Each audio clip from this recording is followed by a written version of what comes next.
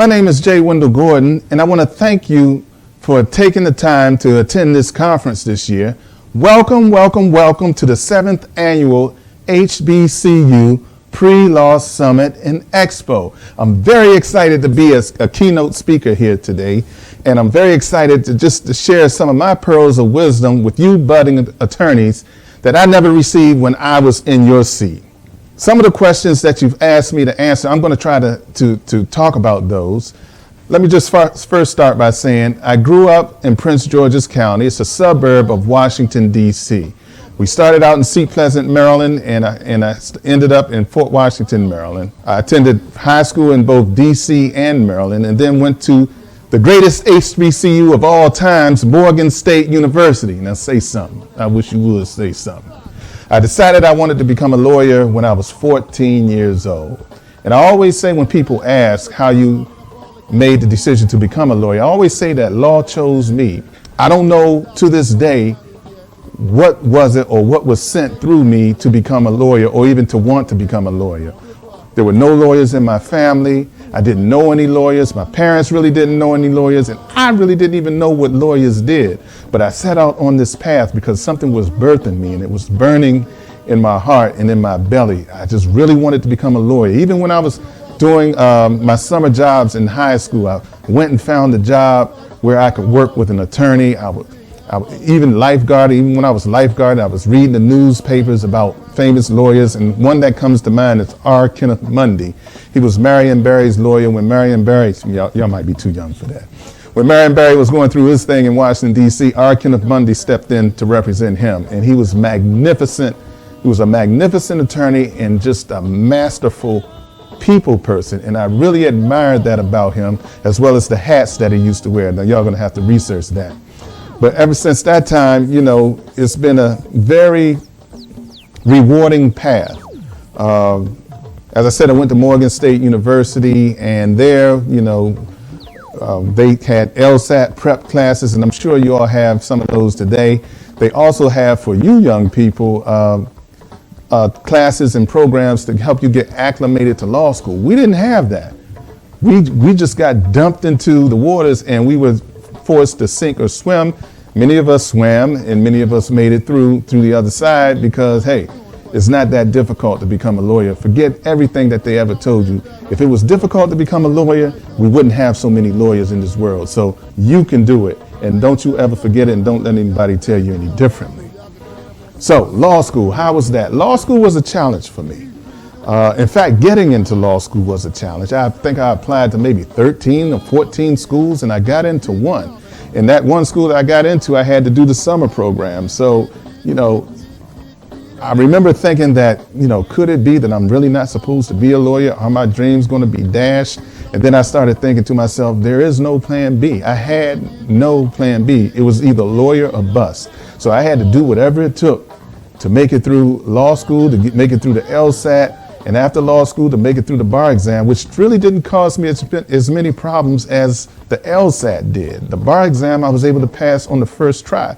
But I must admit to you, in this game of law, the optimal way to be successful in law school is to have mentors, and there are plenty of us out there. I'm a mentor to several young lawyers, law students, even college students, all the way down to high school. I mentor them all because you know what? We all have to help one another achieve our dreams, whether it's law, medicine, engineering, entrepreneurship. It's very important that you associate yourself in things such as this summit. This is fantastic. It's tremendous because, again, it opens the doors to many opportunities, to many aspects of the law that you may not be familiar with. And so you being here is the first step for the rest of your life for a lot of you. It's the second step for those who aren't sure necessarily what it is they want to be. But I'm telling you, there's nothing bad about it. Everything about this conference is going to be good.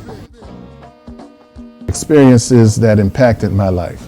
Well, in my legal career, I've had the privilege of representing people from all walks of life. I've done a lot of high-profile work. I've represented a lot of notorious individuals as well as a lot of noteworthy individuals. My practice is basically, I call myself a trial lawyer. I'm a trial lawyer because I practice in the area of both civil and criminal law. So there's not much that I really don't do, or that I cannot do, I should say. There is much that you don't do, and I'll tell you more about that when the time comes, because there's going to be a time when they say, tell us something that you wish you'd known when you were a young lawyer, to limit a lot of the things that you do so that you know how to say no. No is a good word. So practice that today, ladies and gentlemen. No, okay? No is a good word. And believe me, 20 years from now, 10 years from now, you're going to remember that I said that, and you're going to be like, you know what? Mr. Gordon was right. No is a good word. But be that as it may, I've represented the gamut of individuals. But one of the most impactful individual that I represented was the alleged DC sniper. Some of you all may have heard of him.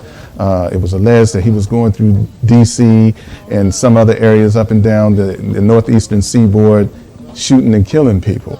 And that was a story in and of itself. And I must tell you, when I first got engaged in that case, and I tell you, I did it pro bono. When I first got engaged in that case, I had all kinds of emotions running through my mind. I really wanted to know whether or not he had done it. I wanted to know whether or not the government had nabbed the right person, or is this another story of an African American getting set up by the law? Because if you were around during that time and you weren't 5 years old, or you had potato salad in your pants,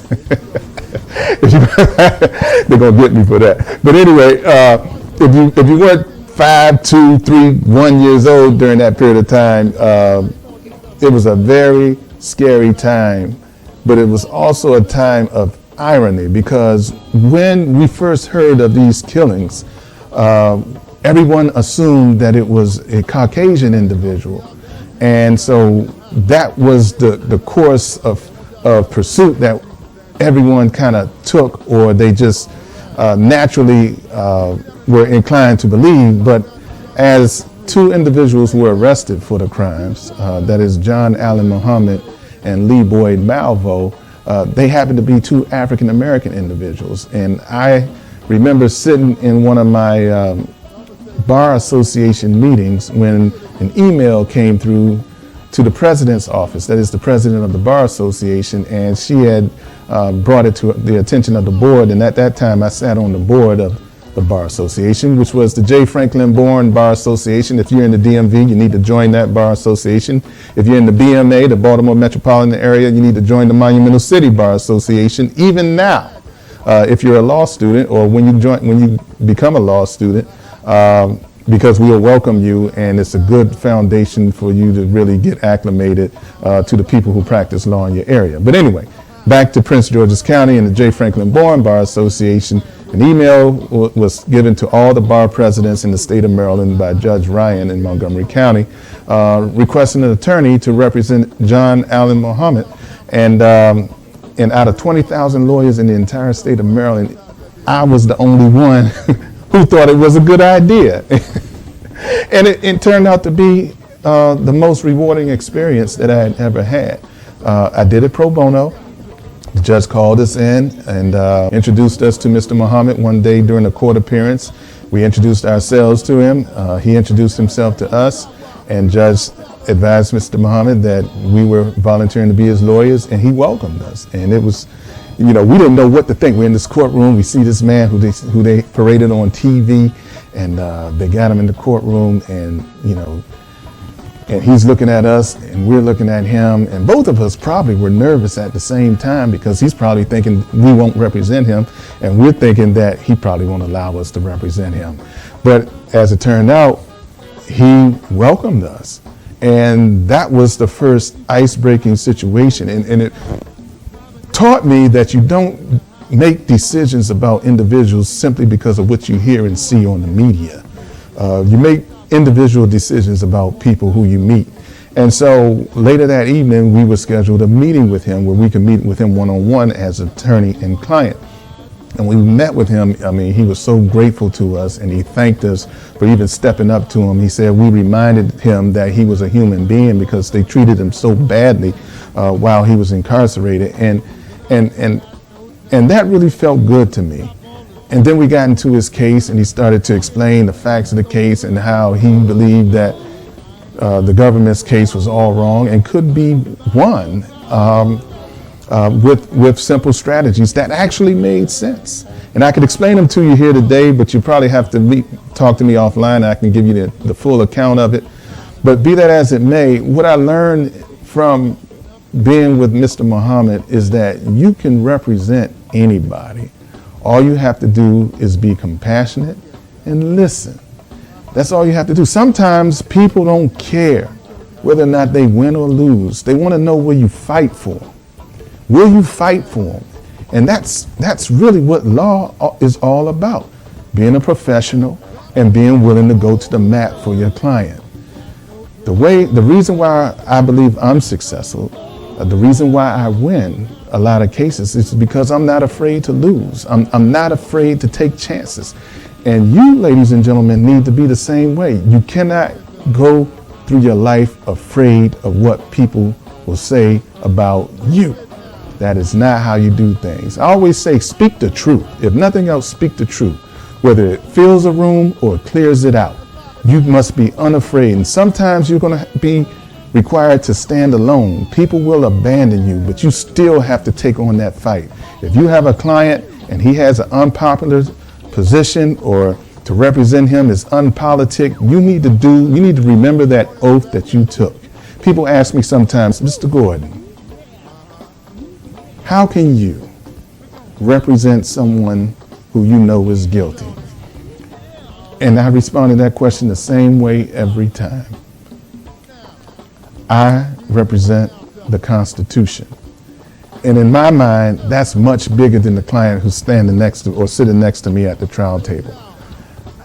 Criminal defense lawyers, to me, are the most incredible lawyers that God ever made. Criminal defense law is the most noble profession in law. I say that because we ensure that the guarantees provided in the Constitution are honored. We stand in the gaps for the innocent as well as those who plead guilty. We fight battles that many don't want to fight or be afraid to fight. So when I say that we are the most noble lawyers or profession in the field of law, I truly mean that, because we make sure that when you're walking down the street with your loved one, you're not hauled off to jail indefinitely without due process or without the basic fundamental standards of probable cause. So you need lawyers like me, and we need lawyers like you, and we can never have enough good lawyers. Some insight and some wisdom, lessons learned. Again, as I said earlier, one of the primary lessons learned in my practice of law is no, okay? And you'll learn that lesson too. No. We also learn to walk with kings, but never lose the common touch. You always have to be able to relate to people, not just your client, not just those who you work with, but people in the community. Success also requires giving back. You have to reach back. You have to help those who are less fortunate, to help those who are disadvantaged, and to make sure at the end of the day that you're being honest and truthful with yourself. No matter what, even if you take on an unpopular cause, take that cause. You know what I mean? As long as you're not representing any white racists, but take on that cause, even if it's unpopular, because, and don't worry about what people say about you. Remember, it's not their job to like you, it's yours. What I wish that someone would have told me when I was coming through I wish that someone would have told me how important black lawyers are to our community. You'll be surprised, and I've had to come to learn even recently how important I am to my community. It's important that we live right. It's important that we do right. And if we live right and do right, we can do well. It's important that we do good. And if we do good, we can do well. We have to live right because there are a lot of people watching us. With the advent of the internet, our profiles are elevated exponentially.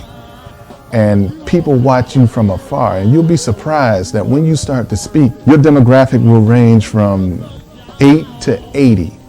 So you have to make sure not only that you're living right, but you also have to make sure that you are doing the right things, because as they watch you, some of them may admire you and may want to become the same person you are.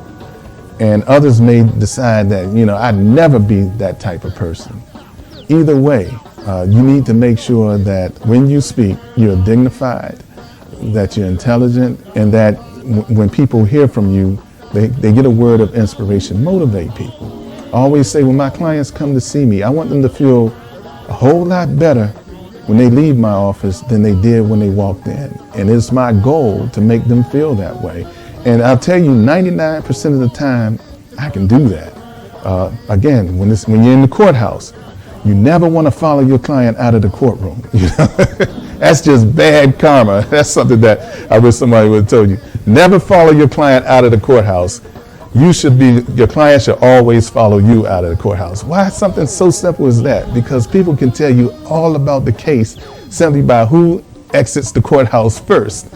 If you exit the courthouse first, you had a great day. If your client exits the courthouse first, it wasn't such a good day. You know why? Because he's trying to get away from you and away from it and everything that happened in that courthouse. So anyway, that's one of the things that I would say.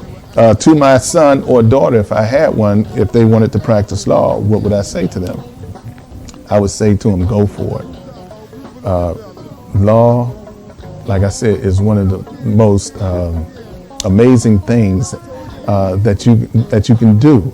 If you're a creative, you can use your mind. If you're a math person, you can use all of those things. Whatever tools that you bring to bear, they fit perfectly within the field of law.